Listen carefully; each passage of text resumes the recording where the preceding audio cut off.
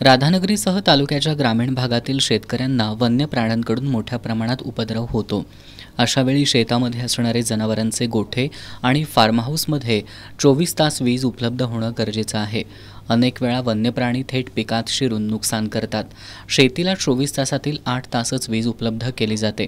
त्यामुळे वीज नसलेल्या काळात शेतकऱ्यांना गैरसोयीला सामोरं जावं लागतंय। त्यामुळे शेती लाईनमध्ये सिंगल फेज वीज लाईन 24 तास उपलब्ध करण्याची मागणी शेतकऱ्यांकडून होतीये।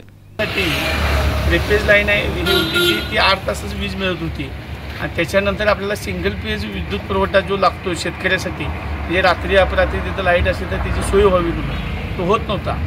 आदरणीय आमचे पालकमंत्री आंबेडकर साहेब यांनी भणगे साहेबांना सांगून आणि इथं आम्ही निवेदनसुद्धा आज दिलेलं आहे आणि हे काम आमचं भविष्यात होईल असे एक आम्हाला आशय त्या संदर्भात मी आज या ठिकाणी निवेदन दिलेलं आहे आणि तात्काळ कारवाई करून ते काम पूर्ण होऊन शेतकऱ्यांसाठी 24 तास सिंगल फेज लाईट शेतीमध्ये मिळेल आणि त्यांचे गुरेढोरे जनावरांसाठी त्याचा किंवा तिथं शेतीमध्ये जे घर वगैरे असेल त्यांना शेतीच्या घरामध्ये जिथं थ्री फेज पुरवठा आहे त्या ठिकाणी सिंगल फेज लाईट कायमची होण्यासाठी आम्ही या ठिकाणी निवेदन दिलेलं आहे आणि साहेबांनी आशावादी आम्हाला तात्काळ हे काम करून देतो असं आश्वासन दिलेलं आहे। महावितरणचे राधानगरी उपविभागीय अधिकारी ओंकार डांगे यांना शेतकऱ्यांच्या शिष्टमंडळाकडून याबाबतचे निवेदन देण्यात आलं।